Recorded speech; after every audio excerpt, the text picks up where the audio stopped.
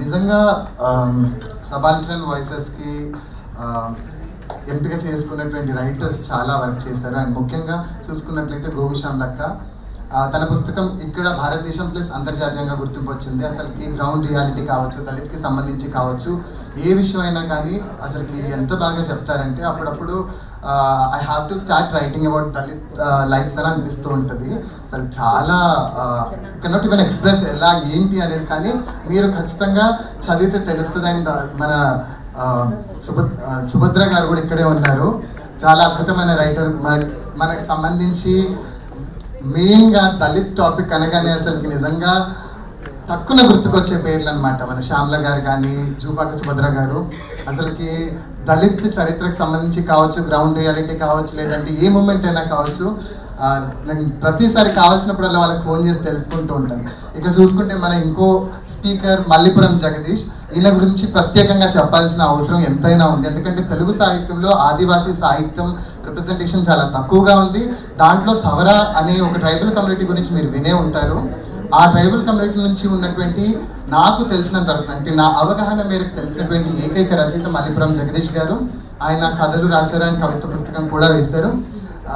ఆయనతో వేదిక పంచుకోవడం అనేది నిజంగా నాకు చాలా ఆనందంగా ఉంది. ఎందుకంటే తెలుగులో మాకు దళిత్, ముస్లిం మైనారిటీ వాళ్ళందరికీ వేదికలు దొరుకుతుంటే ఆదివాసులకు చాలా తక్కువ దొరుకుతుంటుంది. సో ఈరోజు ఆయన్ని చేయడం ఆనందంగా ఉంది. కొంచెం ఇది మీకు ఎగ్జాగరేట్ అనిపించినా పర్లేదు, కానీ కొన్ని చెప్పాల్సిన అవసరం ఉంది. తర్వాత షరీఫ్ గారు ఏ వాదానికి కూడా సరెండర్ కాకుండా తను కేవలం తన జీవితం, అంటే ముస్లిం అని కూడా పూర్తిగా అనడానికి లేదు, ఒక రకంగా 70% ముస్లిం అయితే 30% తను అందరూ తనకు సంబంధించి ఇంకా అందరికి సంబంధించి తన వాయిస్ అని చెప్పొచ్చు. ఎలా ఉంటుందంటే మనం కథలు అనుకున్నప్పుడు దాదాపుగా మనకి ఒక దగ్గరికి రౌండ్ గీసేసి అక్కడికే ఉండిపోతాయి. సో 3 కూడా చాలా డిఫరెంట్ వాయిసెస్. దాంట్లో ముఖ్యంగా మన షరీఫ్ గారిది డిఫరెంట్ వాయిస్ అయిన ఆయన్ని అందరూ కూడా అదే రకంగా స్వీకరిస్తుంటారు. ఎందుకంటే మనకి కథలు అనగానే, మనుషుల వ్యక్తిత్వం అనగానే ఒక రకమైన డిఫరెన్స్ ఉంటాయి. వ్యక్తిత్వాన్ని ఎందుకు బహుశా మీకు అనిపించవచ్చు మాట్లాడాల్సిన దాని నుంచి మాట్లాడుతున్నాడని, కాదు, 3 డిఫరెంట్ వాయిసెస్ కాబట్టి కొన్ని చాలా మెన్షన్ చేయాల్సిన అవసరం ఉంది. సో ముందు మనం మల్లిపురం జగదీష్ గారితో మొదలు పెడదాము. తను మొదటి స్పీకర్. సో నా ప్రశ్న జగదీష్ గారు, సీరియస్గా రాసే ప్రతి రచయిత కూడా తనని తాను ఆ భాషలో రాసి మెయిన్ స్ట్రీమ్ రచయితగానే పరిగణించుకుంటారు. మీరు రాసే దానిని బట్టి మిమ్మల్ని ఒక వాదానికి ప్రతినిధిగా గుర్తిస్తుంటారు, అండ్ దాని నుంచి గుర్తించడానికి ఉండదన్నట్లే ప్రవర్తిస్తూ ఉంటారు. అలాంటప్పుడు రాసే భాషని దృష్టిలో పెట్టుకుంటారా, రాసే మీ అస్తిత్వాన్ని దృష్టిలో పెట్టుకుంటారా? మిమ్మల్ని మీరు ఎలా గుర్తిస్తారు? అందరికీ నమస్కారం అండి. నన్ను నేను ఎలా గుర్తించుకుంటాను, లేదా నేను రాసినప్పుడు నా అస్తిత్వమా, నా భాష అనే అదే అనుకుంటాను. నా పర్సనల్ వ్యూ అయితే మాత్రం నేను ఎక్కడ డెఫినేషన్ ఇవ్వడానికి ఎక్కడ ప్రయత్నించాను.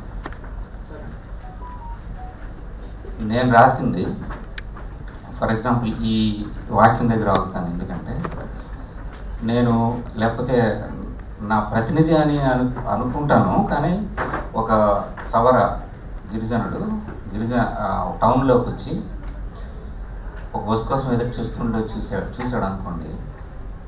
మీరు చూస్తే అతను అన్కల్చర్డ్ అండ్ బ్యాక్వర్డ్ క్లాస్ అని అనుకుంటారు అతన్ని చూసి. మీరు అదే మీరు మా ఊరు వస్తే మేము మిమ్మల్ని ఎట్లా చూస్తామంటే,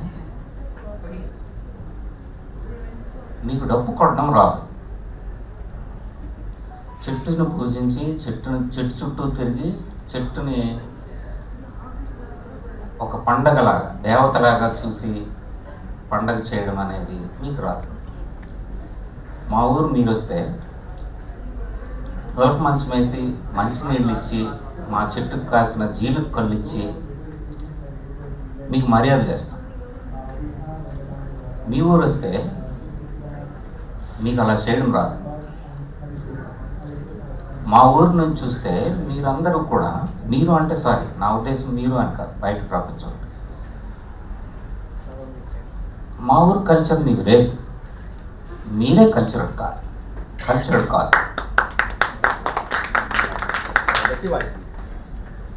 ఇది డెఫినేషన్ మీరు ఇచ్చిందేమో, నేను కల్చర్డ్ కాదని ఆ రోడ్డు మీద ఉండేవాడిని చూస్తాను.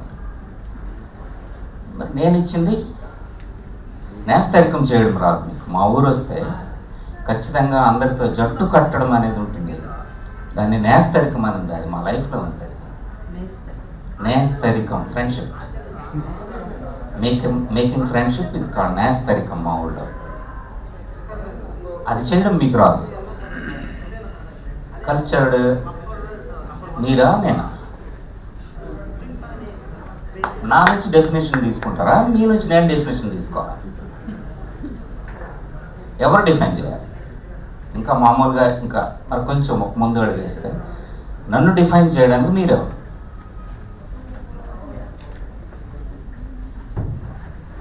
మీ కొలమానాలతో డెఫినేషన్ తయారు చేస్తే నా కొలమానాలను పెట్టుకొని నేను కూడా మిమ్మల్ని చూస్తాను. జీలుక్కలు తాగడం అనేది తాగుబోతని లేకపోతే ఒక బ్యాడ్ హ్యాబిట్గా చూస్తాను. మరి జీలుక్కలు తాగడం అనేది మా ఊళ్ళో బ్యాడ్ హ్యాబిట్ కానే కాదు. ఒక చీకటి రాత్రి సాయంకాలం పొద్దంతా పని చేసుకొని సాయంకాలం చలిమంట చుట్టూ మా కుటుంబం కాదు మా ఊరు వాళ్ళందరూ నొలక మంచాలు వేసుకొని చలిమంట చుట్టూ ఒక పిల్లగార పాటో ఒక గొగాయి పాటో తుడుమో డప్పో వాయించుకుంటూ ఆ రోజు రాలిన చుక్కలన్నీ అందరం పంచుకుంటూ దింసా నృత్యం చేయడం అనేది ఇట్ ఇస్ మై కల్చర్. తాగడంగా మీరు చూస్తారు దాన్ని, అది నా కల్చర్గా చూస్తాను. కాబట్టి డెఫినేషన్ దోనికి నేను వెళ్ళను. ఎందుకంటే ఇది కల్చర్ నాది. తాగడాన్ని నువ్వు అలా చూసావేమో కానీ తాగడం మీన్స్ నా ఉద్దేశం జీలుక్కడ. దీన్ని ఈ లైఫ్ అనేది నా లైఫ్ అనేది ఇలా ఉంది అని ప్రపంచానికి చెప్పడం అనేది ఒకే ఒక్క కాన్సెప్ట్గా పెట్టుకుంటాను. నేను రాసే ఈవెన్ ఏ సింగిల్ వర్డ్ కథ ప్రారంభించినప్పుడు లేకపోతే కవిత్వం ప్రారంభించినప్పుడు ఒక్క వాక్యంతో ప్రారంభించినా కానీ అది మా ఊరిని రిప్రజెంట్ చేస్తుందా లేదా?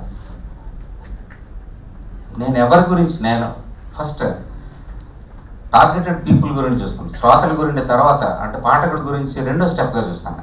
కానీ ఫస్ట్ నేను రాసే వాక్యం, నేను మా ఊరిలో ఎవరి గురించి రాస్తున్నాను, నేను ఎవరి తరపున మాట్లాడుతున్నాను అనేది ఆ మొదటి వాక్యం అయినా కానీ చివరి వాక్యం ఎలాగో చూసుకున్నాను. ఆ మొదటి వాక్యం నుంచి వాళ్ళని నన్ను రిప్రజెంట్ చేస్తుందా లేదా అదొక్కటే చూస్తాను. అది మీరు అస్తిత్వం అంటారా, నేను ఇచ్చే డెఫినేషన్ అంటారా, మీకే వదిలేస్తాను. Thank you. దీన్ని బట్టి చూసుకుంటే మల్లీపురం గారు అన్నదాన్ని దానిలో నాకు అర్థమైంది ఏంటంటే ఆయన స్పెషల్గా ఇది అని చెప్పడానికి లేదు, ప్రపంచం మొత్తం కూడా మేమే ఉన్నాము అని ఆయన చెప్పుకున్నారు. నేను అర్థం చేసుకున్నది పాఠకులుగా లేదంటే ఆడియన్స్గా మీరు మీ ఓన్ డెఫినేషన్స్ ఉంటాయి కాబట్టి అది, కానీ మీరు డెఫినెట్గా ఆయన రచనల్ని చదవాలి. అండ్ తర్వాత మన ఇంకో స్పీకర్ మన షరీఫ్ గారు. సో అదే ప్రశ్నకి మీ సమాధానం. అందరికి నమస్కారం. రచయితగా నేనేంటి, నా అస్తిత్వం ఏంటి అనేది మిమ్మల్ని మీరు ఎలా గుర్తిస్తారు? అదే ఆ ప్రశ్న అసలు ఎందుకు వచ్చింది అనేది ఆలోచించుకుంటే, నేను ఎందుకు ముస్లిం రచయితని అయ్యాను, నేను ఎందుకు సబాల్టన్ వాయిస్ అయ్యాను ఈ దేశంలో అనేది ఆలోచిస్తే అది ఎక్కడెక్కడో మూలాల దగ్గర నుంచి వస్తుంది. అంత పెద్ద చర్చకి ఆస్కారం లేదు. కానీ నువ్వు అడిగిన తర్వాత నాకు ఏమర్థమైందని అంటే, నన్ను నేను ప్రకటించుకోవడానికి నాకు రెండు రకాల అస్తిత్వాలు. అంటే నేను వెనకబడ్డ ఒక ప్రాంతం అంటే రాయలసీమకి చెందిన వాడిని, అట్ ద సేమ్ టైం రాయలసీమలో ఒక ముస్లిం అస్తిత్వానికి సంబంధించిన వాడిని. మనం ఏంటి అనే ఒక పెద్ద ప్రశ్నకి సమాధానం వెతుక్కునే క్రమంలో మూలాల్లోకి వెళ్తే, తెలుగులో అంతకుముందు అంటే ముస్లిం సాహిత్యానికి సంబంధించి ముఖ్యంగా కథకి సంబంధించి మాట్లాడితే అంతకుముందు రచయితలు చాలామంది ముస్లిమేతర జీవితమే రాశారు. తర్వాత ముస్లిముల్లో ఉన్న సంస్కరణల గురించి రాశారు. ముఖ్యంగా 1990 తర్వాత అస్తిత్వ ఉద్యమాలు మొదలైన తర్వాత ఎవరి గురించి వాళ్ళు, అంటే మనకు ఆకలి అయితే ఇంకొకరు మన తరపున అడగకుండా మన ఆకలి గురించి మనమే అడగడం, బాబు నాకు ఆకలి అవుతుందని. కానీ నా ఆకలి గురించి నేను అడిగితే అది చిన్న చూపు అవుతుంది, నా ఆకలి గురించి ఇంకొకరు అడిగితే మాత్రం అది చాలా గొప్ప విషయం అవుతుంది. సో ఈ తేడా దగ్గర మన గురించి మనం మాట్లాడుకుంటేనే మన జీవితం పూర్తిగా సాహిత్యంలోకి సంపూర్ణంగా వచ్చేస్తుందనే ఉద్దేశంతో అనేక అస్తిత్వ ఉద్యమాలు మొదలయ్యాయి. అలా మొదలైన తర్వాత బాబ్రీ మసీదు సంఘటన తర్వాత ముఖ్యంగా చాలామంది తమ ముస్లింలు ముఖ్యంగా తెలుగులో తమ హక్కుల కోసం అణిచివేత గురవడం కోసం లేదా ముద్రలు ఇట్లా దేశవ్యాప్తంగా లేదా ప్రపంచవ్యాప్తంగా వాళ్ళ మీద పడుతున్న ముద్రలు దేశద్రోహి కావచ్చు, లేకపోతే ఇంకా రకరకాల ముద్రలు అంటే పరాయి వాళ్ళు కావచ్చు, రకరకాల అంటే ఈ సంస్కృతి నుంచి, ఈ నేల నుంచి, ఈ గాలి నుంచి మనుషులు వేరు చేసి నిత్యం అభద్రతతో బతికేలాగా చేసే ఉద్దేశం. అక్కడి నుంచి మొదలైన తర్వాత మళ్ళీ ముస్లిం అస్తిత్వంలో రకరకాల ముస్లిం అస్తిత్వం అని అంటే దాన్ని ఏమన్నా తక్కువ చూస్తారేమో, ఆ పరిమితుల్లోనే గమనించి ముస్లిం వాదులోనే అంటే ఇప్పుడు 3 రకాల ముస్లిం సాహిత్యం ఉంది మనకి. ఒకటి ఏంటంటే నేను ముస్లిం వాదాన్ని వినిపిస్తున్నానని చెప్పి తన అస్తిత్వాన్ని ప్రకటించుకునే పద్ధతి ఒకటైతే, రెండోది తను ముస్లిం అస్తిత్వాన్ని ప్రకటిస్తూ రాసినంత మాత్రం నన్ను ఒక వాదానికి పరిమితం చేసి మీరు చూడడం తప్పు అని వాదించే వాళ్ళు ఒకరు. మూడోది ఏంటంటే మీరు ఏమి రాసినా పుట్టుకతో ముస్లిం కాబట్టి మీదంతా కూడా ముస్లిం అని కార్నర్ చేసి మాట్లాడడం. తర్వాత ఇంకా ప్రభుత్వాలు వేసే ముద్రలు ఎలాగో వాళ్ళకి ఉంటూ ఉన్నాయి. నా వరకు వస్తే మాత్రం ఎంత గందరగోళాల మధ్య నేను రాయలసీమ అస్తిత్వాన్ని, రాయలసీమ వెనుకబాటు తనాన్ని అక్కడ అంటే రాజకీయంగా, సాంస్కృతికంగా, భౌగోళికంగా ఎంత పెద్ద అన్యాయం జరుగుతూ వచ్చింది అక్కడున్న ముస్లిం నుడికారానికి, భాషకి, తర్వాత నా జీవిత నేపథ్యం, తర్వాత నేను ఒక ముస్లింగా నా అస్తిత్వాన్ని వినిపించడం. సో నేను ముస్లింగా నా అస్తిత్వాన్ని, నా జీవితాన్ని, నా వేదనని రాసినా కూడా, లేదా నేను రాయలసీమ నుంచి రాయలసీమ నుడికారంలో రాసినా కూడా అంతిమంగా నేను రాసేది తెలుగులో కాబట్టి నేను తెలుగు రచయితగానే నేను దాన్ని ప్రకటించుకోవడానికి నాకేం అభ్యంతరం లేదు. నువ్వు పలానా వాదానికి సంబంధించిన రచయితవి లేదా పలానా ముద్రణకు సంబంధించిన రచయితవి అని ఎవరినన్నా నాకు దానికి మీద అభ్యంతరం కూడా లేదు. నేను దాన్ని హాయిగానే స్వీకరిస్తా. అయితే ఈ గొడవలు, ఈ తిప్పలు, ఈ అభిప్రాయ భేదాలు, ఈ విభేదాలు అన్నీ మన రచన కేవలం తెలుగులో ఉన్నంత వరకే. ఒక్కసారి తెలుగు గడప దాటి మన రచన బయటికి అడుగు పెడితే అంటే ఇతర భాషల్లోకి వెళ్ళేది కనుక అది తెలుగు నుంచి వచ్చిన రచనే అవుతుంది తప్ప ఇంకొక వాదమో లేకుంటే ఇంకొకటో కాదు. సో నేను కేవలం రాయలసీమకు సంబంధించిన వాడిని, తర్వాత ముస్లిం అస్తిత్వానికి సంబంధించిన జీవితాలను చెప్పాలి కాబట్టి ఆ అస్తిత్వాన్ని కూడా ఈ 2 అస్తిత్వాలు కలిగిన రచయితగా నేను చూసుకుంటాను. Thank you. బహుశా కొన్నిసార్లు అస్తిత్వం గురించి రాస్తున్నప్పుడు ఇట్లాంటి వాదాలు చాలా వస్తుంటాయి. కొంతమంది మనల్ని యాక్సెప్ట్ చేయొచ్చు, కొంతమంది చేయకపోవచ్చు. కానీ షరీఫ్ గారు మాట్లాడిన దాన్ని బట్టి చూసుకున్నట్లయితే ప్రత్యేకించి ఆయనకు ఒక క్లారిటీ ఉంది. కానీ ఈ క్లారిటీ ఏదైతే ఉందో బహుశా అందరి రచయితల్లో కూడా అంటే అస్తిత్వవాదమే కావచ్చు, లేదంటే అది బహుశా ఇప్పుడు మనకు ఎక్కువగా తెలుగులో వినిపించేది స్త్రీవాదము, నాకు తెలిసి ఆదివాసీదైతే ఏ వాదము లేదు, ముస్లిం మైనారిటీ, దళిత క్రిస్టియన్, దళిత విమెన్, ఇలా అస్తిత్వాలు ఉన్నాయి కదా. అందరిలో కూడా బహుశా ఆ క్లారిటీ ఉంటే బాగుంటుందేమో నా అవగాహన మేరకు అంటున్నాను నేను. ఎందుకంటే నేను ఒక ఎంఏ తెలుగు చేస్తున్న స్టూడెంట్ని, మాకు సాహిత్యానికి సంబంధించి పాటలు ఉంటాయి. పాటలు ఉంటున్నప్పుడు ఇవన్నీ కూడా వస్తున్నప్పుడు నిజానికి ఇక్కడ నేను చాలా నేర్చుకున్నాను. ఇప్పుడు గోగు శ్యామ్ల గారు, ఆవిడ గురించి దాదాపుగా మీకు ప్రత్యేకంగా చెప్పాల్సిన అవసరమే లేదు. సేమ్ క్వశ్చన్ అక్క మీకు కూడా. నేను ఈ ప్రశ్నలతోనే రచయిత్రిని అయ్యాను. నేనేం రాయాలి, ఎక్కడ రాయాలి, ఎవరు చదువుతారు అనే దానికంటే నేనే స్టార్ట్ చేస్తాను. మొదట ఏం రాయలేదు, ముందు రాసిన రచయిత్రులను చదువుతూ వాళ్ళతో నేను ఐడెంటిఫై అవుతూ అక్కడ ఏమైతే మిస్ అయినాయి అని చూస్తూ, ఆ మిస్ అయినవి కూడా నాకంటే ముందు ఎవరు రాశారు చూపించుకోవడానికి అనేది చదువుతూ ఒక 40 ఏళ్ళ తర్వాత నేను కథ రాశాను. ఈ ప్రశ్నలతోనే రాశాను. అయితే ఇక్కడ నాకు ఏమర్థమైందంటే తర్వాత కూడా నాకు వచ్చిన మెచ్యూరిటీ లెవెల్స్ని, కాన్షియస్నెస్తోనే ఎక్కువ రాశాను నేను. అదేంటి అని అంటే ఈ దేశంలో మనిషి అనేది ఒక ప్రధానమైన ఐడెంటిటీ అయితే ఏ మనిషి అనేది తప్పకుండా వస్తుంది అన్నమాట. ఏ మనిషి అంటే ఏ రాష్ట్రము, ఏ డిపార్ట్మెంట్ కాదు, ఏ కులము అనేది తప్పకుండా వస్తుంది అన్నమాట. అయితే అక్కడ కులము అని చెప్పడానికి కొంతమంది ఏమో నేను గొప్ప కులము, నేను బ్రహ్మనోటిలో నుండి పుట్టిన అని వాళ్ళు ఎప్పుడు బ్రహ్మపీఠం మీద కూర్చుంటూ అయ్యో మేము ఎక్కడా అని చెప్పి వెతుక్కొని పర్వాలేదు మేము కడుపులో నుండి పుట్టినాం, మేము భుజాలను పర్వాలేదు బ్రహ్మ నుండే వచ్చాము, కాళ్ళ నుండి పుట్టాము అనే ఒక మెట్లు ఉన్నాయి కదా. ఆ మెట్లు నడుస్తున్న క్రమంలో ఇంకొక సెక్షన్ ఉన్నది, అది కాళ్ళకెళ్ళి పుట్టలేదు, ఎక్కడి నుండి పుట్టలేదు. ఈ వర్ణాశ్రమ ధర్మంలో ఎక్కడి నుండి పుట్టకుండా ఉన్న ఒక ప్రపంచం, అది కులం కాదు, అది ఒక ప్రపంచం. దాంట్లో నుండి వచ్చిన దాన్ని అమ్మ గుర్రం జాషువా చెప్పినట్టు అమ్మ నాన్నకు మనసులకు పుట్టిన ఆ ప్రపంచంలో నుండి నేను వచ్చిన రచయిత్రిని. ఇక్కడ ప్రతిదీ కులం నియంత్రిస్తుంది. ఈ కులానికి ప్రాంతము, జెండరు, వర్గము ఏమీ లేదన్న, అన్నిట్లో కులం ఉంది. మనకు తెలుగులో ఇందున్నాడు అందులేడు ఎందెందు వెతుక సందేహం ఎందుకు అని, అన్నిట్లో నేనున్నా అన్న కులం ఉంది. అయితే ఆ కులాన్ని ఎట్లా గుర్తుపట్టాలి, ఆ కులాన్ని ఎట్లా చూపించాలి, ఆ కులాన్ని చూపించడానికి సాక్ష్యాలు ఏంటి అని ఇవన్నీ చూస్తున్నప్పుడు కొంత చరిత్రలోకి వెళ్ళినప్పుడు 19వ శతాబ్దంలోనే జ్యోతిబా ఫూలే వీళ్ళు చాలా పనిచేసి పెట్టారు. మనవాదగిరికి గులాంగిరితో సమాధానం చెప్పిన జ్యోతిబా ఫూలే ఇక్కడే కాకుండా ప్రపంచంలో కూడా హ్యూమన్ రైట్స్ ఉద్యమాలు వస్తున్న దాన్ని సిద్ధాంతీకరించిన ఆంటోనియో గ్రాంసీ, ఆయన రచనల యొక్క ఇన్ఫ్లుయెన్స్, ఆ తర్వాత మోడర్న్కి వచ్చే వరకు మళ్ళీ అంబేద్కర్, పెరియారు వీళ్ళందరినీ చదివిన తర్వాత ఇది మనం చెప్పే మొదటి ముచ్చట ఏం కాదు, చాలా ఎస్టాబ్లిష్ అయ్యింది. దాన్ని అర్థం చేసుకోవడమే మన పెంచుకోవాలి మన జ్ఞానాన్ని. కాబట్టి అప్పటికిప్పటికి చాలా పరిస్థితులు మారినాయి కదా, ఆ మారుతున్న దాంట్లో పడి చూస్తున్నప్పుడు 2 డివిజన్స్ ఉన్నాయి అన్నమాట, కాస్ట్ డివిజన్స్. అందులో దళితులను చూపించేటప్పుడు రిజర్వేషన్ వాళ్ళు, లేకపోతే ఎప్పుడు కష్టాలు పడేటోళ్ళు అనేదే ఇమాజినేషన్లో, రైటింగ్లో అట్లా చూపిస్తుంటాం అన్నమాట. వాళ్ళ పట్ల ఒక విక్టిమైజేషన్, సింపతి అట్లా ఉంది.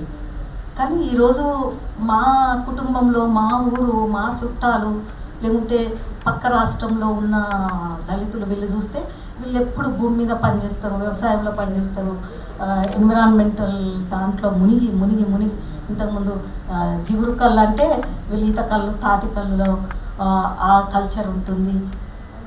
ఆ పిల్లలకు పెట్టే ఫుడ్డు, వాళ్ళు తినే తిండి మార్కెట్ కంటే ముందు వీళ్ళ దగ్గర ఉంటుంది అనమాట. ఇక్కడ నుండి మార్కెట్కి వెళ్తారు, మార్కెట్కి వెళ్ళిన తర్వాత దాని స్వభావం మారుతుంది. అది ఆ స్వభావం ఏం మారిందనే నాలెడ్జ్ కూడా వీళ్ళకు ఉంటుంది. ఆ ఫ్యామిలీ నుండి వచ్చిన నేను కులం ఎక్కడెక్కడ డిస్టర్బ్ చేస్తుంది మనుషులని, కులం ఆధిపత్యంలో ఉన్న మనిషి ఎంత మైండ్ పైమెట్టు మీద ఉంటుందో, బానిస మనస్సును పెంచే కులం కూడా అంతే నష్టం. తనని మనసుగా గుర్తించుకోలేని లోతుల్లోకి తొక్కేసినప్పుడు బానిసనే అవుతారు. ఎవరి కోసమో బతకాలి. నేను ఇట్లా బతికితే వాళ్ళకి నచ్చదు కాబట్టి వాళ్ళ లెక్క బతకాలి, నేను వాళ్ళ లెక్క తల దూకోవాలి, వాళ్ళ లెక్క ఇది చేసుకోవాలి, వాళ్ళ లెక్క తిండి తినాలి, ఎందుకంటే వాళ్ళు నచ్చాలి కాబట్టి. లేకుంటే అంటరానోళ్ళుగా చేస్తారు. అంటరానితనం అంటే భయం. అందుకే ఆ దేవుడు నన్ను అంటరానితనంలో పుట్టించిండు కదా, నేనే దేవుడిని అయితే ఆ దేవుడిని మళ్ళీ అంటరానోనిగా పుట్టిస్తా అనే ఒక కసి కూడా వీళ్ళలో ఉంటుంది. అదంతా చూస్తున్నప్పుడు కాదు, ఇదంతా మనకు ఒక మోడర్న్ సొసైటీలో మనిషి ఫస్ట్, మనుషులంతా సమానం అనే ఒక గొప్ప అద్భుతమైన రాజ్యాంగం కూడా మనకుంది. ఇంత రాజ్యాంగం ఉన్నప్పుడు మనకెందుకు, దాన్ని కాపాడుతున్నప్పుడు అది మనల్ని కాపాడుతుంది. చెట్లను కాపాడితే మనుషులను కాపాడుతుంది, రాజ్యాంగాన్ని కాపాడితే మనుషుల హక్కులను కాపాడుతుంది. ఆ కాన్షియస్నెస్తో నేను దళిత్ రైటర్ కంటే, దళిత్ అంటే మళ్ళీ ఆ డెఫినేషన్ దళితుకున్న ఎనర్జీని, ఈ మనుషులకున్న ఎనర్జీని రిఫ్లెక్ట్ చేయదు. అట్లాగని లోకల్గా ఉండే అక్కడ మాదిగా, ఇక్కడ మాదిగా, అక్కడ మాంగ్, ఇక్కడ పులియారు, ఇట్లా వేరే వేరే పేర్లు ఉన్నాయి కదా, అట్లా అంటే మళ్ళీ వేరే వేరే రాష్ట్రంలో ఒక్కొక్కలాగా ఉంటుంది. దీన్నంతా చూసినప్పుడు ఈ కులము అందరినీ నాశనం పట్టిస్తుంది. కాబట్టి నేను యాంటీకాస్ట్ రైటర్, కులాన్ని నిర్మూలించే రచయిత్రిని నేను ఐడెంటిఫై అవుతాను. థ్యాంక్ యూ అక్క. నిజానికి నేను చాలా క్యూరియస్గా ఉన్నాను. ఇప్పుడు ముగ్గురు స్పీకర్స్ మాట్లాడిన వాటిల్లో నుంచి నేను మళ్ళీ వాళ్ళకి అంటే తెలుసుకోవాలన్న ఇది ఉంది నాకు. ఇప్పుడు శ్యామలక్క గారు అన్నారు బయట వాళ్ళు అంటే లేదంటే వేరే వాళ్ళు రాస్తున్న వాళ్ళు అంటే నాన్ సబాల్టర్న్గా మనం గుర్తించవచ్చు వాళ్ళు లేదంటే ఇంకెవరైనా అక్కన్న దాంట్లో నుంచి నేను ఒక క్వశ్చన్ అడగాలనుకుంటున్నా. ఇప్పుడు వేరే వాళ్ళు రాస్తున్నప్పుడు మనల్ని ఈ రకంగా చూపెడుతున్నారని అంటున్నారు కదా, నిజానికి బహుశా నేను చదువుకున్న కొంచెం సాహిత్యంలో ఈవెన్ ఆదివాసీ లంబాడి కావచ్చు, గిరిజన సవర కావచ్చు, ఎవరైనా కావచ్చు, వీళ్ళందరూ కూడా దాదాపుగా అదే రాశారు. మరి వాళ్ళకి వీళ్ళకి డిఫరెన్స్ ఏంటనేది నాకు అర్థం కాలేదు. ఎందుకంటే అందరు కూడా దాదాపుగా అదే చెప్తున్నారు, ఆ కష్టాల గురించి చెప్తున్నారు. లంబాడి గురించి రాసిన అదే ఉంది, దళిత్ గురించి రాసిన ఖచ్చితంగా కష్టాల గురించి చెప్పుకుంటూ వచ్చారు. మీరు ఇప్పుడు అన్న మాటల్లో నుంచే మరి ఒకవేళ దళితులు అంటే ఇప్పుడు మీరు కావచ్చు, మన జూపక సుభద్ర గారు కావచ్చు, మీరు ఇంకా చాలామంది ఉన్నారు దళిత రైటర్స్. కానీ నాకు ఇప్పుడు కళ్ళ ముందు మీరు ఉండేటప్పటికీ అంటే మీ రచనలు చదువుకున్న ఒక అభిమానిగా నాకు కాస్త కూస్తో ఇంకా నాకు వేరే పేరు తట్టట్లేదు. అయితే మీరు అన్నారు కదా విక్టిమైజేషన్ అని, అయితే మరి మీరు ఒకవేళ ఒక దళిత రైటర్ కదా, మరి మీరు ఎలాంటి అంశాన్ని తీసుకుంటారు సాధారణంగా రాసేప్పుడు? సరే బయట వాళ్ళు ఎంతసేపు మనల్ని విక్టిమ్స్గా చూపెడుతున్నారు కదా, మరి మనము మన అస్తిత్వానికి సంబంధించి మన రైటర్స్ లేదంటే మన జీవితాన్ని మనం ఎలా రిప్రజెంట్ చేస్తున్నాం? విక్టిమ్గా చూపించడం అంటే ఒక స్టేజ్ వరకు అది లిమిటేషన్లో ఉంటుంది, కానీ చిరకాలము విక్టిమైజేషన్ కాదు.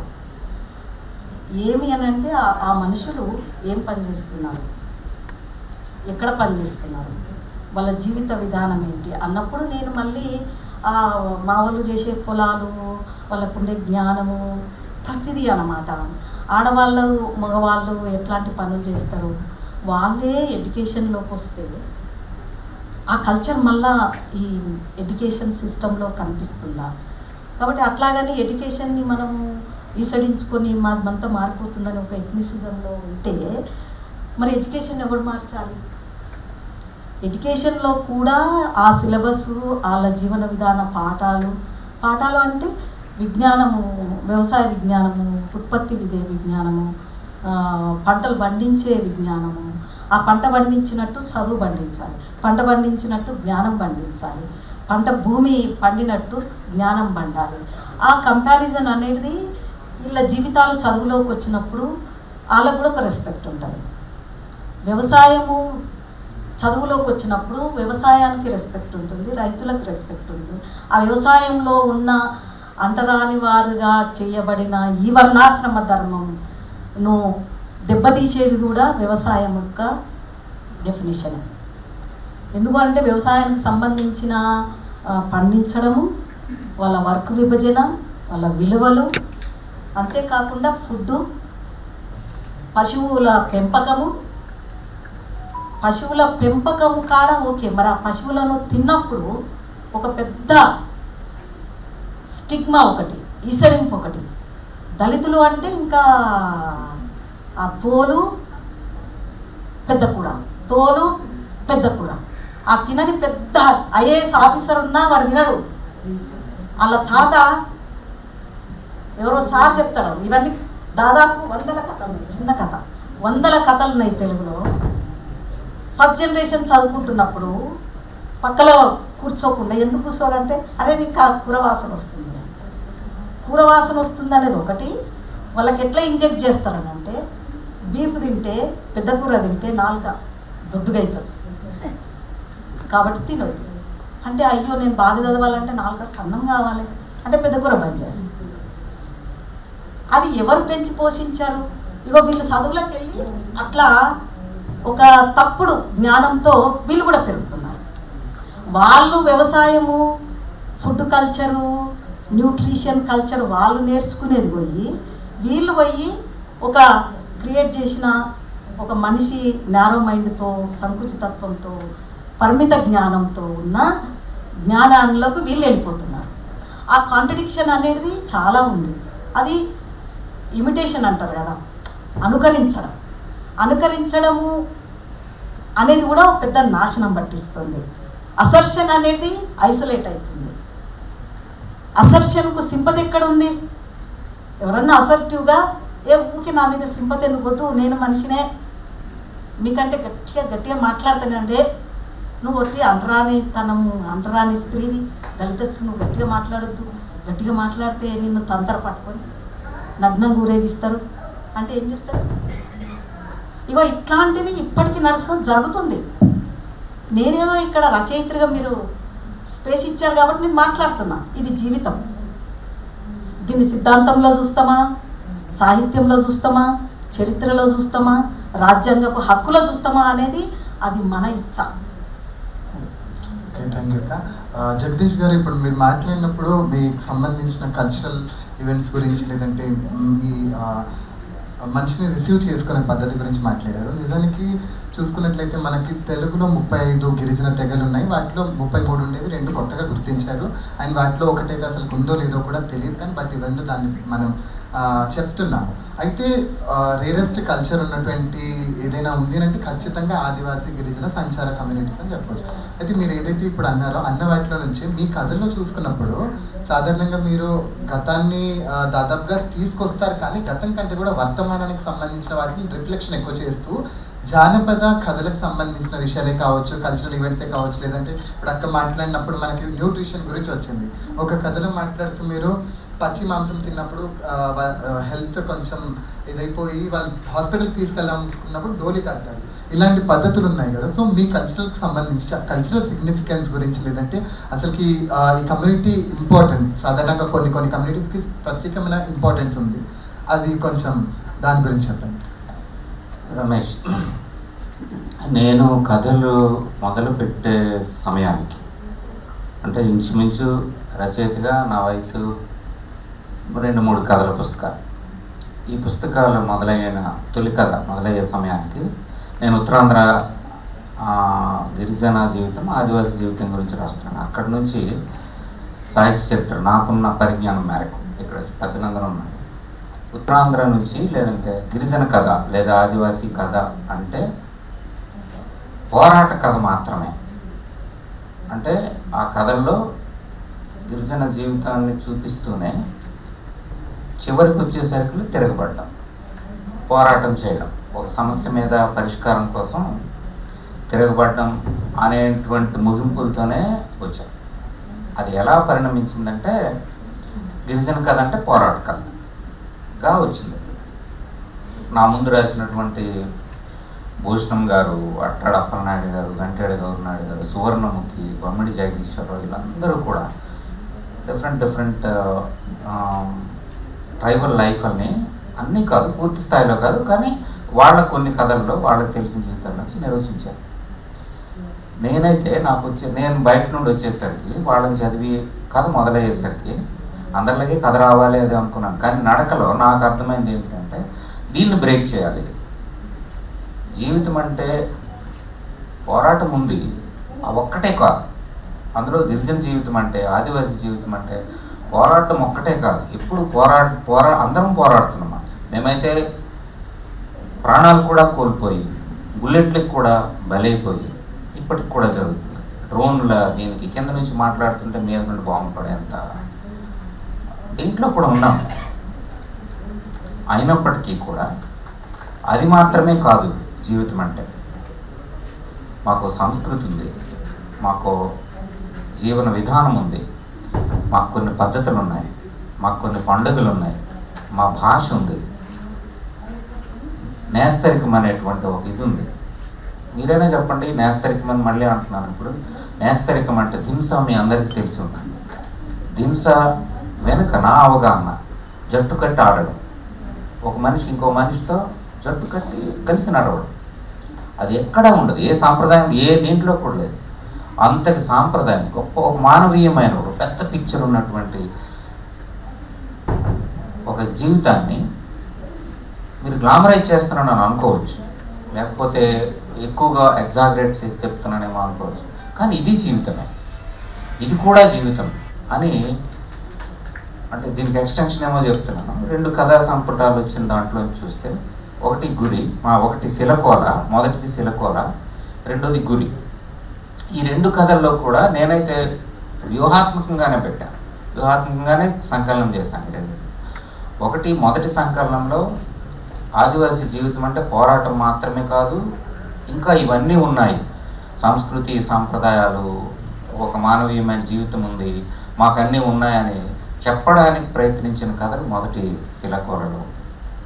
కానీ గురి కథలోకి వచ్చేసరికి బయట సమాజంతో పోల్చినప్పుడు ఇందాక నేను చెప్పిన ఉదాహరణ లాంటివి మీరిచ్చిన అంటే బయట వాళ్ళు మాకు ఇస్తున్న డెఫినేషన్స్లోంచి మా జీవితాన్ని చూసినప్పుడు మాకు మీకన్నా ఎక్కువ అదనపు సమస్యలు వచ్చి పడుతున్నాయి.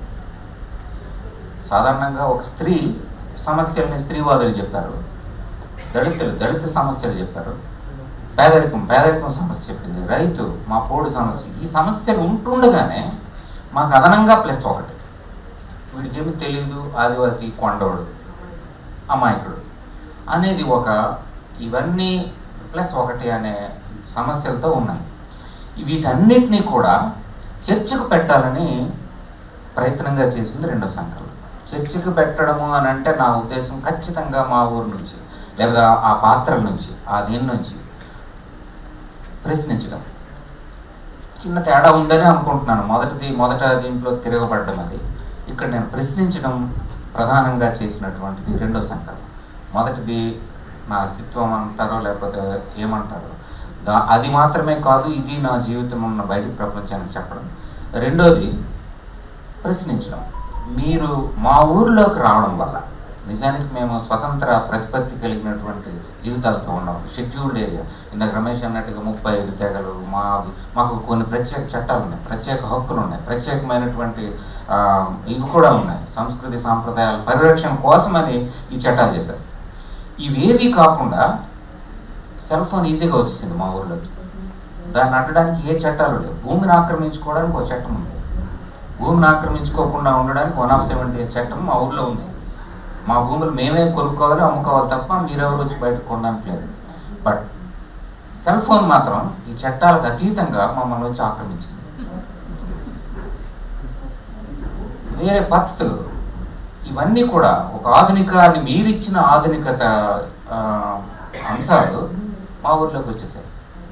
మా ఊర్లో కొండ మీద మా పిల్లలు, నేను యాక్చువల్గా టీచర్ని చేస్తున్నాను, మా పిల్లల కోసం ఊర్లో పిలవడానికని అలాగా ఊర్లోకి వెళ్ళడానికి దీని వెనక నా కథలను వెతుక్కోవడం కూడా నా ఇదే. దానికోసం అని వెళ్తే నన్ను మర్యాద చేయడం నేస్తరికం చేయడం మొదటి ఇది అనుకున్నాను కదండి.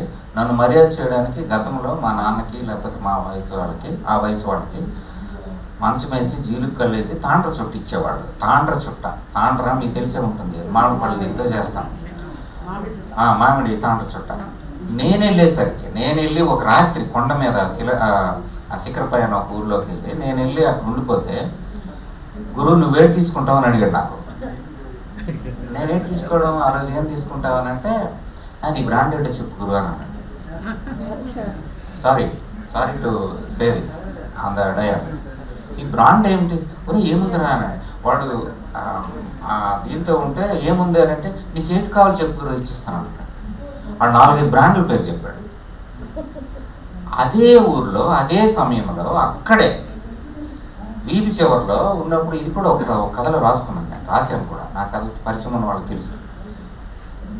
వీడు ఇలా అడుగుతున్న సమయానికి మా ముసుగులో వేసుకొని ఉంటాడు, వాడికి మాత్రం అందదు, పారాసిటమాల్ మాత్రం ఉండదు అక్కడ, వాడికి మాత్రం లేకపోతే హాస్పిటల్కి వెళ్ళాలంటే ఇందాక రమేష్ చెప్పినట్టుగా డోలీలో రావాలి. అంటే ఆ ఊర్లో ఆ సాయంకాలం కావాల్సింది మాత్ర మంద, ఇది కావాలి. ఇంకొకటి ఎక్స్టెండ్ చేస్తాను. మొన్న చంద్రమండలం మీదకి మన భారతీయ ఉపగ్రహం దక్షిణ చంద్రమండలం అవతలకి చేరుకున్నదని మనకి చప్పట్లు కొట్టించి చేస్తూ ఉంటే, ఇది వాస్తవం అండి. ఇది కూడా కాదు. ఆ టైంలో టీవీలో చూసుకొని అందరం చూస్తుంటే, మాది హాస్టల్, మాది గిరిజన పిల్లలు ఉండే హాస్టల్. అప్పుడు నాకు ఫోన్ వచ్చింది, గురువు నువ్వు అర్జెంటుగా బండి తీసుకొని పలానా దగ్గరికి రావాలి. ఏం చేయాలి ఏమనంటే, అంబులెన్స్కి ఫోన్ చేసి వాడికి సిగ్నల్ అందదు, ఆడేదో సిగ్నల్ దగ్గరికి వచ్చి ఆ చెట్టు ఎక్కి నన్ను ఫోన్ చేస్తాడు నాకు, గురువు నువ్వు పలానా దీనికి ఫోన్ చేసి రావాలి. ఏమిటి అంటే, ఆ రాత్రి బహుశా సాయంకాలం 6-7 గంటల ఆ టైం అప్పుడు చిన్నారి పెళ్లి కూతురు సీరియల్లో వస్తున్న టైంలో అని రాసుకున్నాను. అది ఆ టైంలో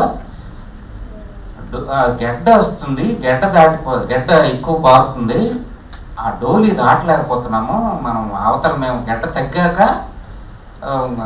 నీరు తగ్గాక గెడ్డ దాటి వస్తాము, అప్పటికి అంబులెన్స్ వచ్చేటట్టు ఫోన్ చేయగురు అని అన్నాడు.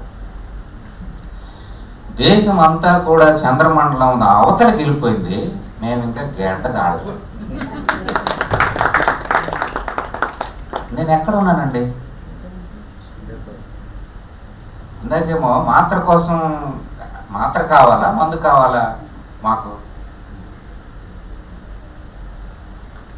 అవతల చంద్రమండలంకి అవతలకి వెళ్ళిపోయిన భారతదేశంలో నేను ఇంకా గడ్డ దాటుకుంటూ అక్కడే ఉన్నాను. ఇది చెప్పాలి కదా, నేను దీనికి ఏ వాదన అని పేరు పెట్టలేను, డెఫినేషన్ ఏమి ఇవ్వలేను. ఇది చెప్పాలి, బయటికి చెప్పాలి. చంద్రమండలం గురించి బయటికి వెళ్ళాల్సింది ప్రపంచమంతా చెప్తుంది, మీడియా చెప్తుంది, ఇప్పుడు అంతా చెప్తుంది, చప్పట్లు కొట్టచ్చు మీరండి. మరి డోలీలో గడ్డ దాటిని నా అక్క చెల్లెళ్ళ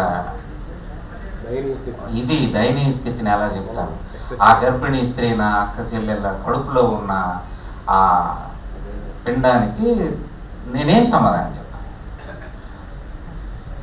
నిజంగా బహుశా దుర్భరమైన స్థితి ఏంటంటే భారతదేశంలో ఆదివాసులకి ఎప్పుడు రీసెంట్ టైమ్స్లో కూడా మనం చాలా వార్తల్లో చూస్తూనే ఉన్నాం, ఎప్పుడు ఇది అవుతుంది. బహుశా నాకు తెలిసి ప్రతి ఒక్కరు కూడా వాళ్ళ వాళ్ళ వాదన కోసం మాకు ఇది అన్యాయం జరుగుతుందని ప్రతి ఒక్కరు మాట్లాడుకున్నారేమో, కానీ నాకు తెలిసి ఆదివాసులు ఒక్కళ్ళే మాకు ఈ అన్యాయం జరుగుతుంది మీ అందరి వల్ల అని ఎప్పుడు మాట్లాడుకోలేదేమో. బహుశా అది మాట్లాడి ఉండుంటే బహుశా మాకు ఈరోజు ముగ్గురం ఉన్నాం. మేము నిజంగా ఇప్పుడు అట్లీస్ట్ రాస్తున్న వాళ్ళం, ఆల్రెడీ రాసి మానేసిన వాళ్ళు ఉన్నారు. పద్మ అనసూయ గారు చాలా మంచి కథలు రాశారు కోయ కమ్యూనిటీకి సంబంధించి, 4 కథలు, చాలా మంచి పుస్తకం. ఆవిడ ఇప్పటికీ రాయాలన్న జగదీష్ గారు నేను మాట్లాడుకున్నాను. ఆవిడ హెల్త్ పరిస్థితిని బట్టి ఆవిడకి మానేశారు. సూర్యధనంజయ్ గారు ఆవిడ రాస్తున్నారు. తర్వాత మూడు కృష్ణ చౌహాన్ ఒక ఆయన బంజారాకు సంబంధించి గ్రామర్ తయారు చేశారు. కుంజ కళ్యాణి, కృష్ణ విప్లతి, ఇలా కొంతమంది రాస్తూనే ఉన్నారు. బహుశా మా వాళ్ళంతా ఈ వాదనని గట్టిగా వినిపించి ఉండుంటే ఈరోజు మాకు బహుశా ఈరోజు మేము ఇంత దారుణమైన పరిస్థితి అంటే జగదీష్ గారి వైపు నుంచి మాట్లాడుతున్నాను స్థితి ఉండేది కాదేమో. సో ఆయన చెప్పిన దాన్ని బట్టి చూసుకున్నట్లయితే మీరు కావాల్సిన పాయింట్స్ని అంటే నా క్వశ్చన్కి ఆయన ఆన్సర్ని మీరు సింక్ చేసుకొని మీరే అర్థం చేసుకోవచ్చు. సో ఇప్పుడు షరీఫ్ గారిని అడుగుతున్నాను. షరీఫ్ గారు దాదాపుగా ఆయన కథల్లో చూసుకున్నట్లయితే ముస్లిమ్స్కి సంబంధించి ఆయన జీవితాన్ని చెప్పుకుంటూనే కొన్నిసార్లు ఏమవుతుందంటే మనము కథలు చెప్తున్నప్పుడు ఖచ్చితంగా పక్క వాళ్ళని నెగిటివ్ చేస్తాం. అండ్ కొన్నిసార్లు ఇప్పుడు ఉదాహరణకు అస్తిత్వానికి చెప్పుకోవాలంటే నెగిటివ్ చేస్తేనే మనం హైలైట్ అవుతాం, వాళ్ళని నెగిటివ్ చేస్తేనే మనం హైలైట్ అవుతాం. కానీ షరీఫ్ కథల్లో షరీఫ్ అంటున్నాను, మిస్టేక్, సారీ. సో షరీఫ్ గారి కథల్లో చూసుకున్నట్లయితే ఆయన ముస్లిమ్స్ గురించి రాస్తూనే పీర్లని ఇంకెవరు అని దాదాపుగా అందరి గురించి రాస్తారు. అంటే ఒక రకంగా నేను ముస్లిమే కాదు, నేను భారతీయుడిని అన్న మన భారతీయతకు సంబంధించి ఆయన దాదాపుగా ఓవరాల్గా టోటల్ ఆ కథల్లోకి తీసుకొస్తుంటారు. ముఖ్యంగా అది కాన్షియస్ అన్కాన్షియస్ లేదంటే ఎందుకంటే చాలామంది ముస్లిం రైటర్స్ రాస్తున్న వాళ్ళ దాంట్లో వాళ్ళ వాదన ఏంటంటే ఎంతసేపు మాకిదైపోతుందని. నిజానికి అంటే ముస్లిమ్స్ అనే కాదు, దళిత్ కావచ్చు, స్త్రీవాదం కావచ్చు, ఎవరైనా కావచ్చు, మాకు అన్యాయం జరిగిపోతుందని ప్రతి ఒక్కరు వాపోవడమో ఉంటుంది. సరే, ఆ అన్యాయం జరిగితే జరిగిందయ్యా, మీరు ముందుకెళ్ళి అట్లీస్ట్ చెప్తే కదా తెలిసేది. మీకు అన్యాయం చేసిన వాళ్ళని పక్కన నెట్టేసేయండి, ముందుకెళ్ళండి కదా. సో మీరెందుకు ముఖ్యంగా కథలు తీసుకున్నప్పుడు ముస్లిమ్సే రాయకుండా వేరే వాళ్ళని తీసుకున్నారు? దానికి సంబంధించి చాలా వాదాలు కూడా జరిగాయి, గొడవలు కూడా అయ్యాయి. ఆ విషయం గురించి ప్రస్తావించి. అంటే ఇప్పుడు ముస్లిం వాయిస్ని తెలుగు సాహిత్యంలో ఏ మోతాదులో వినిపించాలన్న దాని మీద ఇంకా చర్చ జరగల. విమర్శ విషయంలో ముస్లిం సాహిత్యానికి జరిగినంత అన్యాయం నాకు తెలిసి ఏ వాదానికి కూడా జరగలేదని నా అభిప్రాయం మాత్రం మీరు విభేదించవచ్చు. ఎందుకు అట్లా రాలేదు అని అంటే కొంతమంది మీ జీవితాల్ని అర్థం చేసుకోవడం మాకు కష్టం, సో మేము మీ కథల్ని విశ్లేషిస్తున్న క్రమంలో మేము ఏదైనా ఒక తప్పుడు వాక్యం మాట్లాడితే మీరు వెంటనే మమ్మల్ని పడవడానికో లేకపోతే కేసు పెట్టడానికో ఇంకేదో దాడికి వచ్చేస్తారనేది ఒక అపప్రద ఉంది. మరి అదే విమర్శకుడు ఎక్కడో ఉన్న మార్క్సిజం గురించి లేదంటే రష్యన్ లిటరేచర్ గురించి నోరు తిరగని పేర్లు లేకపోతే నోరు తిరగని రచయితల గురించి కూడా ఆయన పెద్ద పెద్ద మానసిక తాత్విక సిద్ధాంతాల గురించి వ్యాసాలు రాస్తూ ఉంటారు. ఇంటి పక్కన ఉన్న ముస్లింలు అర్థం కాలేదు, వాళ్ళ కల్చర్ అర్థం కాలేదు, వాళ్ళ సాహిత్యం అర్థం కాలేదు అని చెప్పడంలో హిపోక్రసీ తప్ప ఇంకోటి ఉందని నేనైతే అనుకోను. ఇప్పుడు దళితులకి నాకు ఒక కల్చర్ ఉంది అని చెప్పుకుంటుంది అక్క, సంతోషం. ఆదివాసులకు సంబంధించి మాకు కొన్ని చట్టాలు ఉన్నాయి, మేము ఈ చట్ట రక్షణ కోసం లేదంటే ఆ చట్టాలు తూట్లు పొడుస్తుంటే దానికోసం మేము పోరాడుతున్నామని చెప్తున్నారు. ముస్లింలకి ఏముంది? చట్ట రక్షణ ఉందా? దాని గురించి రాయాలా? పోనీ సంస్కృతి ఉందా, పోనీ భాష ఉందా? అసలు ఏమీ లేకుండా నడి రోడ్డు మీద దేశంలో బహుశా అలా నిస్సహాయంగా ఏం మాట్లాడాలో అంటే ఎక్కువగా ఆలోచించినప్పుడు మనం ఏ స్వరం కింద మనం మన వాయిస్ని వినిపించాలని అనుకున్నప్పుడు ఇవన్నీ ప్రశ్నలు. ఇట్లా ప్రశ్నలు వేసుకుంటున్నప్పుడు నేను నిజానికి నేను కూడా మిగతా రచయితల్లాగానే ముస్లిమేతర సాహిత్యంతోనే, అంటే అనేక మంది ముస్లిం రచయితలు తెలుగులో ముస్లిమేతర సాహిత్యంతోనే మొదలయ్యారు. 1910 ప్రాంతంలో మనం గురజాడ కథ తీసుకుంటే, అంటే స్త్రీలు మన సబాల్టన్ వయసులో భాగంగానే స్త్రీలను కూడా చూస్తున్నాం కాబట్టి సాహిత్యం నిండా, ముఖ్యంగా తెలుగు సాహిత్యం నిండా సబాల్టన్ వాయిసే ఉంది. కాకపోతే వాళ్ళు ఆ సబాల్టన్ వర్గానికి సంబంధించిన వాళ్ళు రాసిందా లేకపోతే ఆ వర్గానికి సంబంధించకుండా రాసిందా అనేది రెండు విభజన కదా ప్రధానంగా. 90ల తర్వాత ఒకటి, 90ల ముందు ఒకటి. ఎవరు రాసినా మొత్తానికైతే బాధిత పక్షానికి సంబంధించిన, పీడిత పక్షానికి సంబంధించిన, లేదంటే నిర్లక్ష్యానికి గురవుతున్న వారి జీవితాలే రాశారు. సో ఇవన్నీ మొదలైన తర్వాత ముస్లిములు, నేను కూడా అదే ముస్లిమేతర సాహిత్యం రాస్తేనే మంచి కథకుడేమో, మా జీవితాలని చెప్పడానికి మిగతా వాళ్ళు ఉన్నారేమో, కాబట్టి నేను జీపు వచ్చింది అనేది నా మొదటి కథ. నిజానికి అది ముస్లిం జీవితం కాదు, అంటే కథలో ముస్లిం జీవితం కాదు, కానీ అది మా నాన్న కథ. నేను బలవంతంగా రాజాసాబ్ అనే క్యారెక్టర్ని తీసుకెళ్ళి, అంటే మెజారిటీ సమాజానికి నా కథ దూరం అవ్వకూడదు కదా, నేను ఎవరి కోసం రాస్తున్నానో వాళ్ళకి నేను దగ్గర అవ్వాలి కదా.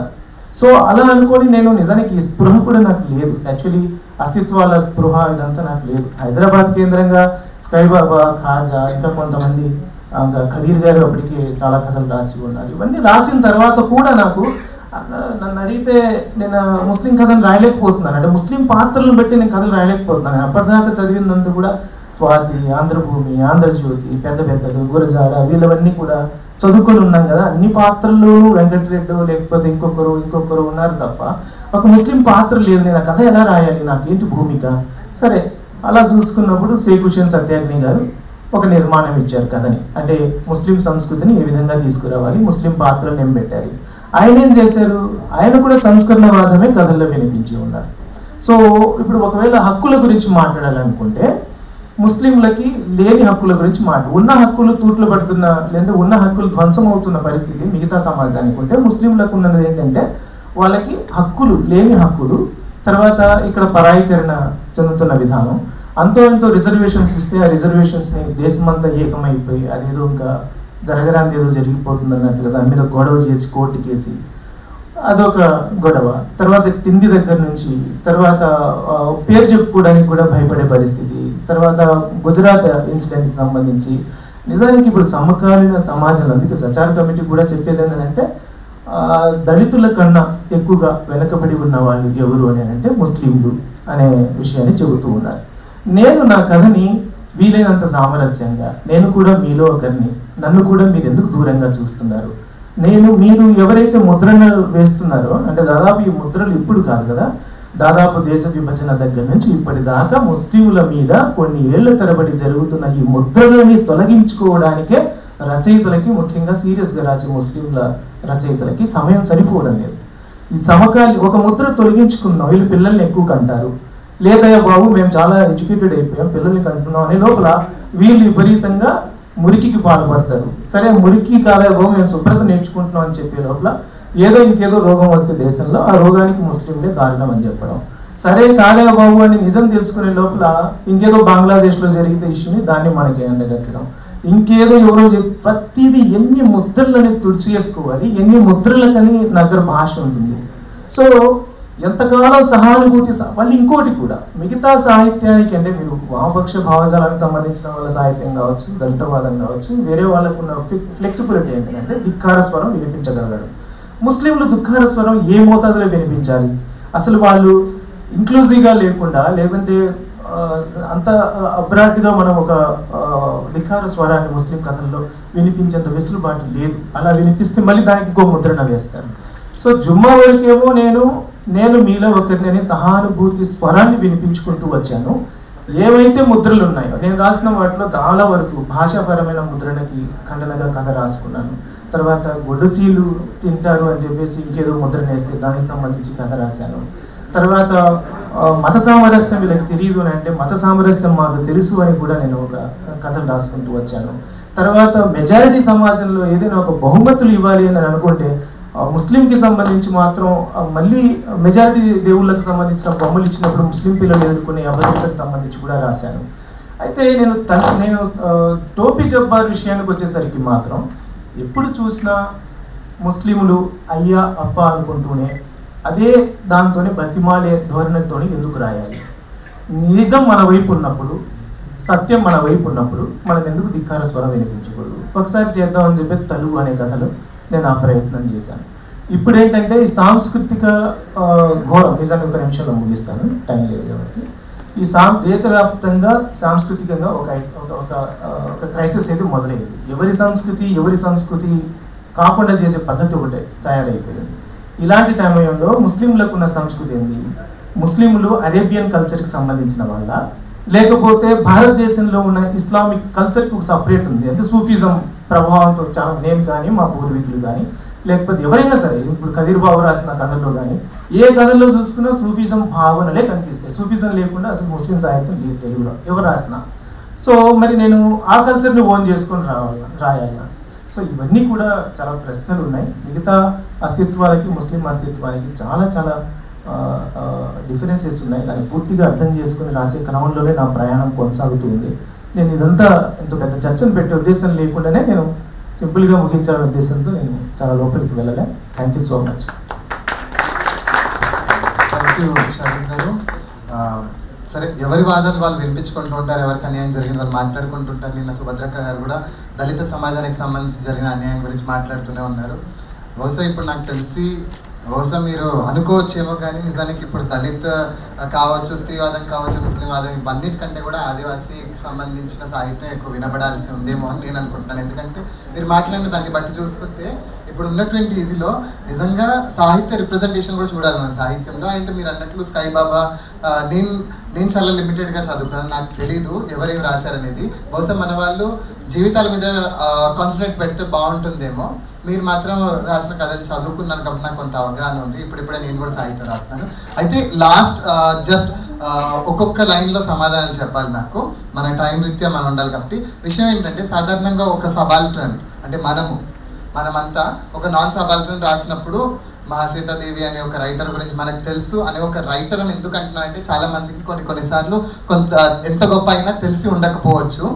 సో వాళ్ళు రాసినప్పుడు వాళ్ళకి మనకి మధ్యలో తేడా ఏముంటుంది అనేది ఈ టైం 5 minutes ఉంది. 5 minutesలో మీరు ముగ్గురు కూడా కంప్లీట్ చేయాలి. ఒక్కొక్క లైన్లో చెప్పాలి నాకు, మీ ఇష్టం. ఎందుకంటే మీరు ఇప్పుడు దాకా దాదాపుగా ఎన్నో ప్రశ్న సబాల్టర్న్ నాన్ సబాల్టర్న్ వీళ్ళ మధ్య రాసినప్పుడు వీళ్ళ మధ్యలో ఉండే తేడాలు, రిప్రజెంటేషన్ తేడా. నేను ఈ సబాల్టర్న్ నాన్ సబాల్టర్న్ అనే దాన్ని ఇది కూడా కులం కూడా లాగా అనిపిస్తుంది. ఈ కులం గోడలలో ఇమడడం నాకు ఇష్టం లేదు.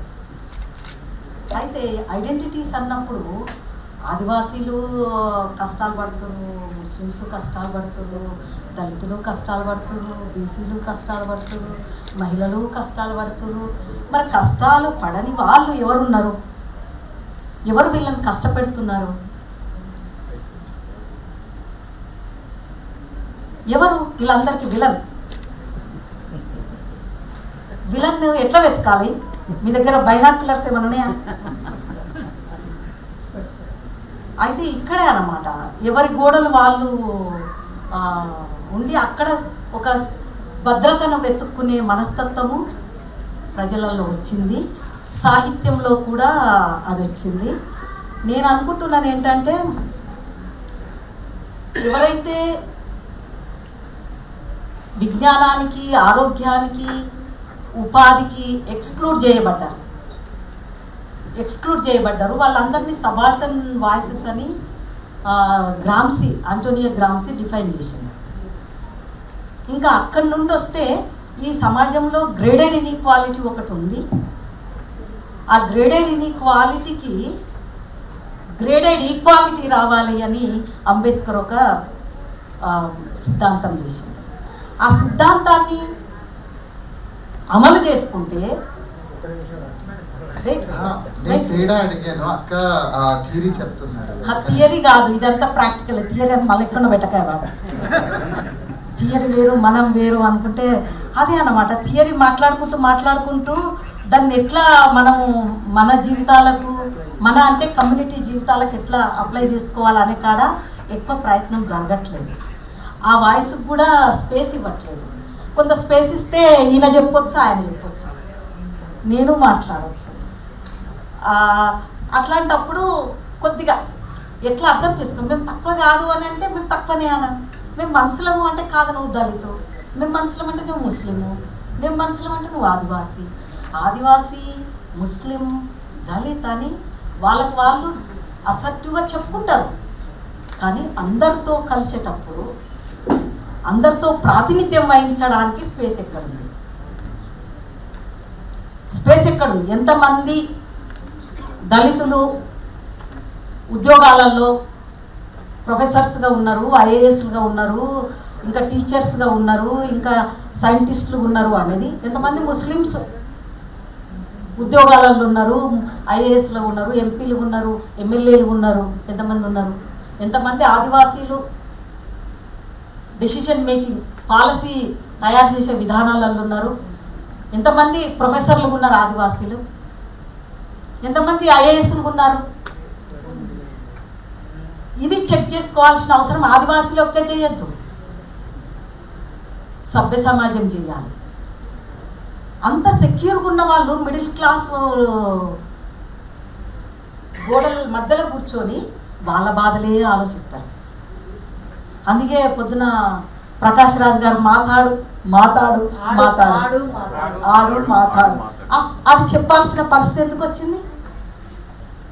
ఎందుకు వచ్చింది? అది ఎవరికి వాళ్ళు వాళ్ళ సేఫ్ జోన్లో కూర్చొని మిగతా వాళ్ళని పేర్ల పెడుతుంది. వాళ్ళు చెప్పే వాటిని సొసైటీలో ఒక సివిల్, నేను అనేది ఫ్రెండ్స్ గిట్స్ ఏం కాదు, సివిల్ సొసైటీగా వాళ్ళ రైట్స్ నీ రైట్స్, గ్రేడెడ్ ఇన్ఈక్వాలిటీ ఎక్కడ ఈక్వాలిటీ వస్తుంది అనేది పెద్ద బ్రహ్మ విద్య కాదు. ఇది మినిమం కంప్యూటర్లు దడదడలాడిస్తూ రాకెట్స్ ఎక్కిస్తున్నప్పుడు ఇది పెద్ద విషయం కాదు. ఇక్కడ మైండ్కి ఒక జబ్బు చేసింది. ఇప్పుడు మనల్ని పాలించి సాఫ్రనైజేషన్ ఆఫ్ ఎడ్యుకేషన్ అంతా కాషాయీకరణించే వాళ్ళు విక్టిమ్ కార్డ్ ప్లే చేస్తున్నారు. వాళ్ళ బాధితులు వాళ్ళ కష్టాలన్నీ చెప్తుంటే ఇప్పుడు మేము ఏడవాలి, వీళ్ళు ఏడవాలి, వాళ్ళు ఏడవాలి. వాళ్ళ కష్టాలను చూసి మేము ఏడవాలి. మేము కష్టాలు చెప్తుంటే మీకెందుకు కష్టాలు? మీకు రిజర్వేషన్ ఉంది, మీకెందుకు కష్టాలు? మీరు అమాయకులు, అట్లనే ఉండండి. వాళ్ళు మేము మిమ్మల్ని డిఫైన్ చేస్తాం, మీరు రావాలా లేదా మేము చెప్తాం. మీరు మాట్లాడాల్సిన అవసరం, చాలా మాట్లాడాల్సిన అవసరం లేదు. ఈ యాటిట్యూడు ఎక్కడో లేదండి, ఎక్కడో లేదు. మన మన మన కేరి ఊరు వాడలో ఉంది. దాని నుండి బయటపడాలి అని అంటే ఒక రాజ్యాంగం యొక్క స్ఫూర్తితోని, ఆ రాజ్యాంగం స్ఫూర్తితోనే మన అస్తిత్వాలు, మన వాదాలు, స్త్రీవాదము, దళితవాదం అంటే యాంటీ కాస్ట్ ఐడియాలజీ, స్త్రీవాదం అంటే యాంటీ ప్యాట్రియార్కల్ ఐడియాలజీ నేను అనుకుంటా. వీళ్ళది అని అంటే ప్రజల మధ్యలో ఉండడానికి ఒక ఇది అనేది నేను అనుకుంటా. దీని లోపలలోనే ఫోకస్గా రైటర్స్ రాసేది వాళ్ళ కమ్యూనిటీని ఎక్కడైతే చిన్నగా చేస్తారో అక్కడ అసర్టివ్ లేదు, మా వాళ్ళకి చాలా తెలివి ఉంది, చాలా అందంగా ఉంటారు, వాళ్ళకున్న తెలివి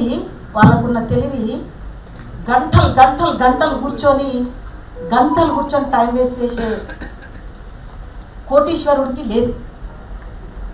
వాళ్ళకున్న తెలివి ఎవడు గుర్తించాలి? దేవుడు రావాలా? నేను అడిగిన క్వశ్చన్ అక్క, సబాల్టర్న్ గురించి ఒక నాన్ సబాల్టర్న్ రాసినప్పుడు ఎటువంటి తేడాలు ఉంటాయి అది నేను అడిగిన క్వశ్చన్ అక్క. నేను వాళ్ళ లిమిటేషన్నే చెప్తున్నా. నాన్ సబాల్టర్న్ అనేది నేను ఆ డిఫైనేషన్ ని ఒప్పుకోవట్లేదు. ఓకే అక్క, ఫైన్. మల్లిపురం గారు, నా క్వశ్చన్ ఏంటంటే ఒక అస్తిత్వవాది ఏదైతే ఉన్నారో మీ గురించి వేరే వాళ్ళు రాసినప్పుడు ఎటువంటి మార్పులు ఉండొచ్చు, లేదంటే ఏమైనా తేడాలు ఇట్లాంటివి ఉంటాయో చెప్పండి. సహానుభూతికి స్వీయానుభూతికి ఉన్న తేడా. Correct, thank you. షరీఫ్ గారు, ఇప్పుడు నేను గమనించినంతలో ముస్లింలు రాసిన కానీ ముస్లిమేతలు రాసిన నిజం గురజాడ దగ్గర నుంచి చలం దగ్గర నుంచి నిజం చెప్పాలంటే తొలినాళ్ళనే తొలి కథ మనం ఏదైతే అనుకున్నా ఆ రోజు నుంచే ముస్లిం జీవితం తెలుగు సాహిత్యంలో ఉంది.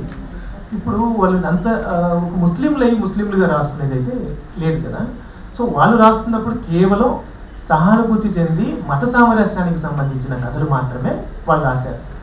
మేము చెప్పుకోవడం వల్ల ఏంటంటే మా ఇళ్లలో కేవలం మన జీవితంలో మేము ఎలాంటి మీరు ఏ విధంగా అయితే భావిస్తున్నారు నవాబుల్లాలను లేకపోతే ఇంక ఏవైతే రకరకాల అపోహలు ఉన్నాయో ఆ అపోహలన్నింటినీ క్లీన్ చేసుకుంటూ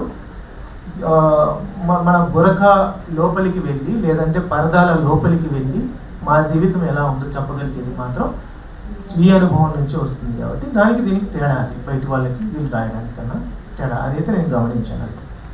ఫైన్, థ్యాంక్ యూ షరీఫ్ గారు. Do we have time to have our questions from the audience? No sir, unfortunately. Yeah, fine, thank you. So ఇక్కడికి వచ్చి విన్న ఆడియన్స్కి అండ్ స్పీకర్స్ అడిగిన క్వశ్చన్స్కి సమాధానం ఇచ్చిన స్పీకర్స్కి కూడా ధన్యవాదాలు.